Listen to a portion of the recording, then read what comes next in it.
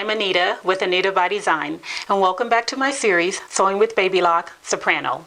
Today, in episode number 4, I'm going to teach you guys how to select stitch patterns for your projects. I'm going to show you where to look to find the different patterns and how to use the operation panel to make the selection.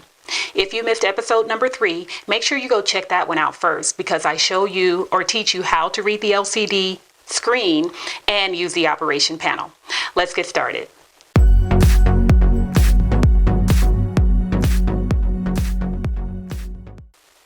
Okay, first I want to show you guys where to look to find all of the different stitch patterns that are available to you, starting with the quick reference guide. And here you will find in category number 1, the preset utility stitches.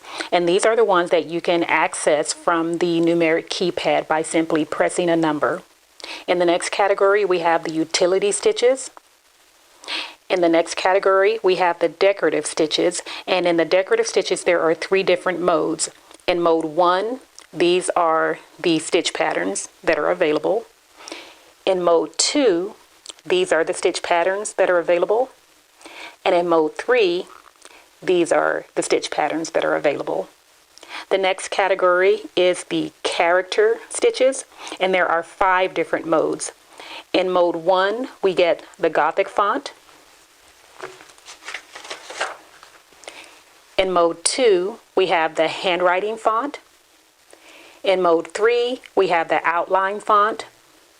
In mode 4, we have the Cyrillic font. And in mode 5, we have the Japanese font. Another place you can look to find the utility and decorative stitches is under the top cover of the machine. So here in the first section, you have the utility stitches. In this next section is mode 1 of the decorative stitches. Here we have mode 2 of the decorative stitches. And finally, mode 3 of the decorative stitches. And off to the far right, it tells you to see the quick reference guide for the character stitches. And finally, you can use the operation panel to select the preset utility stitches 1 through 10 by looking at the pictures on the numeric keypad. Okay, there are 2 different methods that we can use when selecting stitches. There's direct selection and number selection. With direct selection, we would press the preset utility key and then one of the numbers on the keypad. So if I wanted to select a zigzag stitch number 5, I would press the preset utility key and then number 5. And what you want to look for on the LCD screen first is that you have the proper icon selected here. So this icon should match the picture on the preset utility key. You want to look for the number that you have chosen. So I chose number 5. And then you want to make sure this is the actual stitch that you have selected. All of the other information here was explained in episode number 3. So if you've missed that, then go ahead and take a look at that video and then come back and join us. The preset utility key has a second function, and that is for saved patterns. So this little pocket you see here on this key, when you press this key a second time, then this little pocket shows up here on the LCD screen, and then you will have access to all of the patterns that you have saved into the machine and any pattern combination, stitch pattern combinations that you have saved. The second method for selecting stitches is the number selection. Whenever you are selecting the utility stitch key, the decorative stitch key, or the character stitch key, you will use number selection. First, let's take a look at the utility stitches.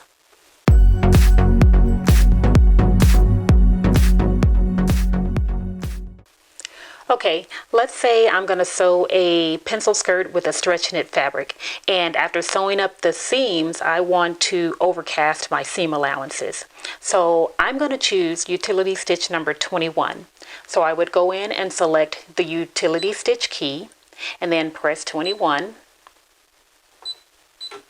And there you have it, the utility stitch icon, the number 21, and then this is the overcast stitch that I'm looking for. Now I want to choose a different stitch because I want to apply elastic to my waistband. So I'm going to choose utility stitch number 13, which is the two-step elastic zigzag stitch.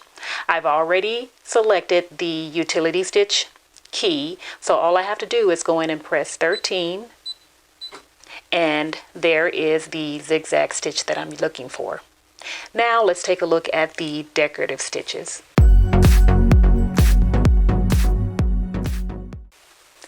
When choosing decorative stitches, there are 3 different modes that we can choose from. To get to the first mode, we would press the decorative stitch key 1 time. Now notice, we have an indication here on the LCD screen that we must press OK to cancel the current pattern selection. So we would just go down here and press OK, and now we're in mode 1 of the decorative stitches. So I'm going to choose decorative stitch number 23. So I would press 23. And I have a chain link pattern. Now I'm going to choose a different stitch from mode 1. I'm going to choose stitch number 36. We're already in mode 1, so I'm just going to press 36. And then here I get a little picture or a picture of the stitch. And notice this is a single pattern. That's why you only see it once here rather than going across the screen. If we wanted to change this to a continuous pattern, we would go down here and press the single repeat icon or key, and then you see it changes to a continuous pattern.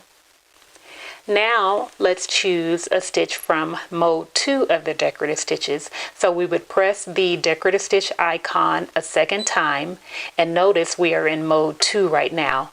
But I also want to bring to your attention that the old pattern that we selected from mode 1 is still there. To erase this, we can simply press the back button until it's gone. Okay, and then we can select a stitch from mode 2. I'm going to select stitch number 14. And there you have this continuous heart pattern. All right, now we're going to move to mode number 3 by pressing the decorative stitch key again. And again, that heart pattern is still there. I'm going to press the back key to erase it, and then I'm going to select a stitch from mode 3. I'm going to select stitch number 27. And there is our decorative stitch from mode 3. Now let's take a look at the character stitches. Okay, when choosing a character stitch, we have 5 different modes to choose from, and with each mode we get a different font. So we're going to start with mode number 1 by pressing the character stitch key, and we're going to back out to get rid of that old stitch pattern. And I'm going to spell out my name with the Gothic font, starting with the capital A, which is 001. The lowercase n is 40. The lowercase I is 35, lowercase t 46, and lowercase a 27. So that is my name spelled out with the Gothic font in mode number 1 of the character stitch. Now we will move through the different modes. Let's back out of my name. We will move through the different modes by pressing the character key each time. So now we're in mode 2, then mode 3, mode 4, and mode 5. And you would choose the character stitches in the same way that I did with the Gothic font. So that is your character stitch. Well, that's it for today. Thank you for watching. And if you have enjoyed this video, make sure you hit the like button below. And don't forget to join me for the next episode. As always, remember, when you live in your design, it is from there that God shines. That means when you live according to the way that you have been created, it is from that place that God will use you and shine through you. I'll see you guys next time. Bye-bye.